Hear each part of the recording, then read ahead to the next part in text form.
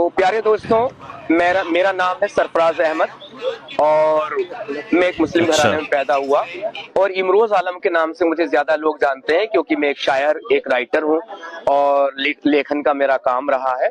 और इस नाम को आप गूगल पे सर्च करेंगे तो इमरोज आलम के नाम से मेरा चैनल वगैरह सारी चीजें मिल जाएंगी, क्योंकि मैंने एक कट्टरता से एक हद तक इस्लाम को फॉलो किया। वो तो लॉकडाउन हुआ, आंखें खुली कि इस्लाम है क्या, इस्लाम का चश्मा हटा, ठीक है।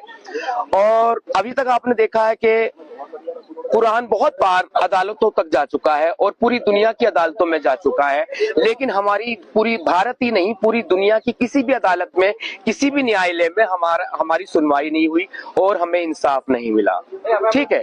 मगर ये पहला वाकया है कि जब हम कोई इंसान कुरान को धरने पे लेकर बैठा है, ये सामने रोड है, हम रोड पे लेकर अब कुरान को बैठे हैं। कुरान अब मस्जिद से, मदरसे से निकलकर अब रोड पे आ चुका है और जो भी बातें कर रहे हैं हम कुरान के मुताबिक कर रहे हैं।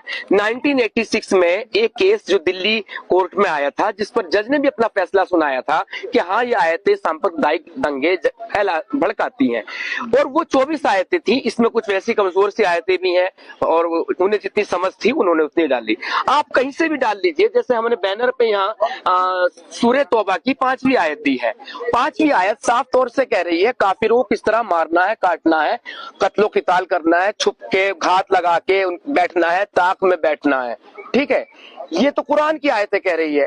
तो जो पहलगाम में हुआ वो इसके मुताबिक हुआ, पूरा अल्लाह ने पूरा का पूरा प्लान बता दिया और एक ही जगह नहीं, लगभग पूरे पौने 200 जगह पर काफिरों के कत्लो क़िताल का जिक्र किया गया है।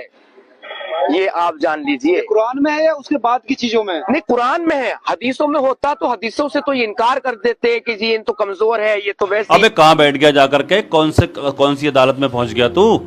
किसी आलिम के पास बैठ जाता तो तुझे तेरे खोपड़े में अच्छे से बैठ जाती।